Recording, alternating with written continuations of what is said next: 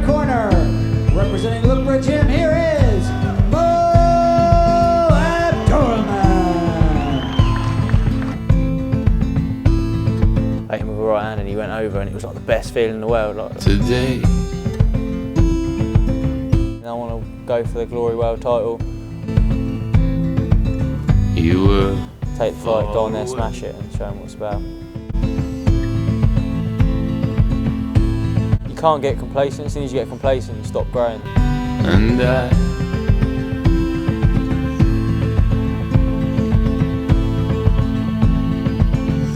didn't ask you why.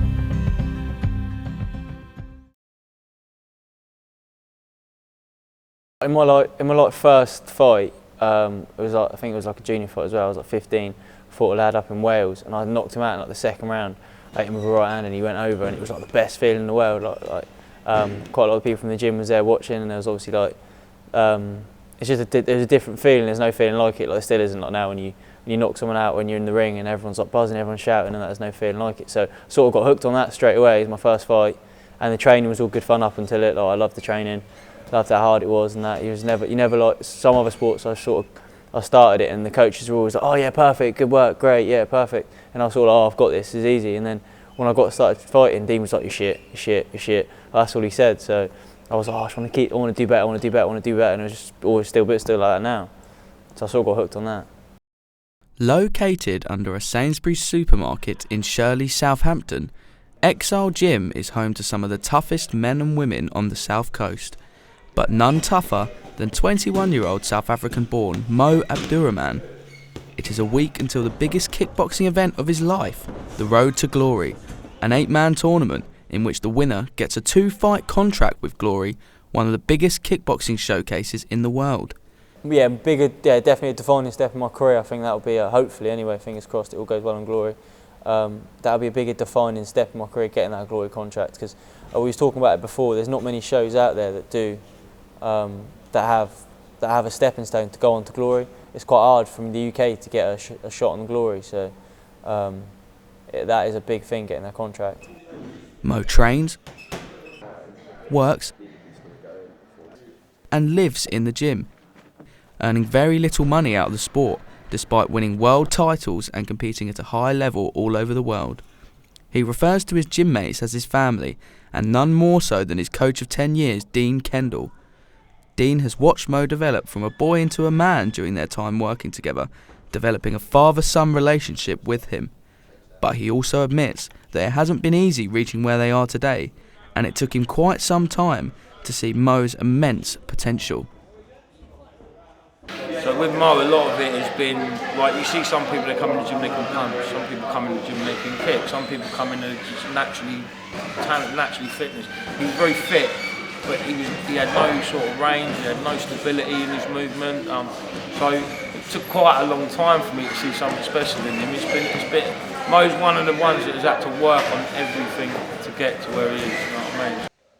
Mo has been put through his paces in the last 3 months in preparation for the big event, and spars regularly with another successful product of Exile Gym, Harry McDonald. The former Team GB athlete says that Mo really sets the standard for others training at the gym, and his success and determination is something he admires and hopes to replicate in his own career. I always train with him, try and learn a few things from him. We've been training for so long together that we know each other off by heart now. So when we're playing, it's like a game of chess though. I know where he's going to move, he knows where I'm going to move, and it's literally just tit for tat, and just having a great time sparring together. Mo has used his fighting to overcome and escape troubles he has faced in his life so far, having slept rough, been thrown out of his family home, and struggled to make ends meet. The Road to Glory tournament offers Mo a chance at a better life, earning bigger sums of money from every fight he accepts, should he make it onto the Glory showcase.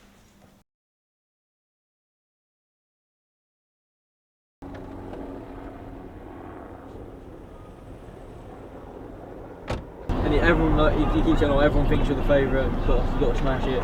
You've got, if you fight this tournament, like, you're gonna have to wait another 2-3 years to get this opportunity again." So he's really sticking the pressure on me. Mo has returned to his old family home in Chandler's Ford for some important downtime away from the gym. This is ahead of his big 8-man tournament in Nottingham 2 days from now. The house is a 2-minute walk from his former workplace, Hiltonbury Farmhouse, but he admits he doesn't have fond memories of this place. Then he was having a bad time, he asked me to move back in with him, I think. So I moved back in with my dad then, and then we really didn't get on. Like, we really fell out again then. Again, he like threw my stuff out. All my stuff was out here.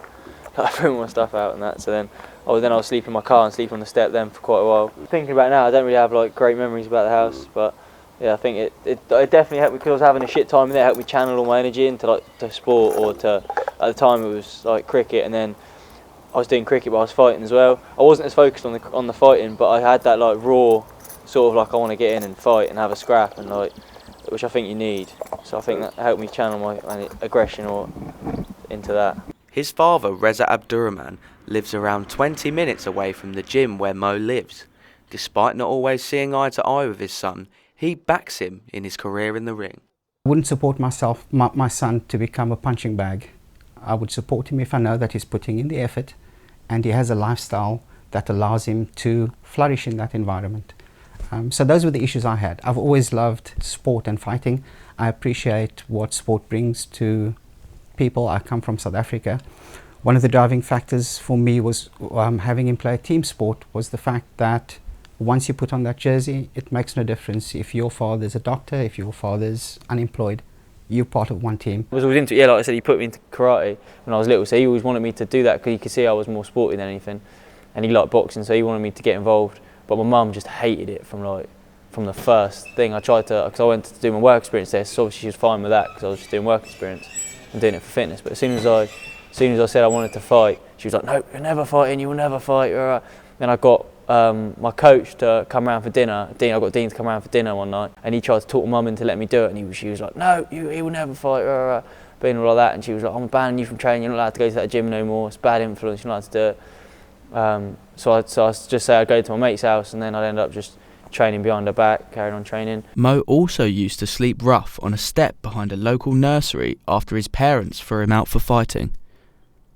Yeah, I was sleeping in my car a bit, but then someone like flagged my car up for like there was some like bullshit thing. They said I was selling drugs in my car, so the police kept fucking hounding me whenever I was in my car trying to search it and doing shit. So it was just like hassle sleep. They kept waking me up and moving me. So I just ended up parking my car up and just sleeping out here. In the summer it was alright. Like, I just had a little cover on, a little black quilt and that. Look, I just blended in. It's nice like when it gets dark out here and it's like there's not clouds out, you can see all the stars come out. It's quite nice out here. Yeah, because like out here it was just I was out on my own. I like being on my own. That's why I live in the gym. It's alright. I'm in my own space. So I'm in the gym, but it's my own space. I can hit the bags, put my headphones in, and I'm in my own space. Same out here. Like you sort of get away from everything. I just look out and you sort of get away from everyone. Get up early, get going. Yeah, when I was in my house, it was a lot of aggro and shit going on. Yeah, so that house, I don't really remember good memories in there.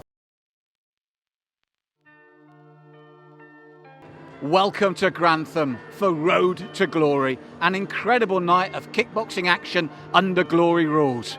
We have 3 super fights. We have an 8-man tournament. At stake, 3 glory contracts. That's a replay of the previous fight. Here we go. He's still looking to land those very hard knees, Mo. And what a lovely right hand. And then Mo goes down. Before the fight, I've got really stressed out. I can't get the fight out of my head, and it's just like getting a bit much. And I think, oh, I'm just going to give up and quit. But then you always sort of come out of it. And now this 3rd round here, Bailey Sugden needs to pull the fat out of the fire, but has he got it left in him? It's not just his performance, and it's not just luck or situation, it's his dedication, and I'm proud of Mo for that. Coming back from Mo, this is a war of attrition. And look at Bailey, he's now just looking to tee up that left hand and knock his man out. Memory of Mo when he was younger was from a very young age he had an extremely competitive nature. Going for the head, he's thinking well. It's very good from Mo, very, very good. Oh! And Bailey Sugden is still just stood there in front of him. He'll go a long way. He will stick at it. I know he's that type of person. He won't leave the task that unfinished. Been pummeled. What a bout. Cracking contest. And look, he's still got enough there to go up. You know. I've still got a job to do, I've still got to do this, still got to do this. Can't think like, oh, I've done it already. In the blue corner, Mo Abdurahman.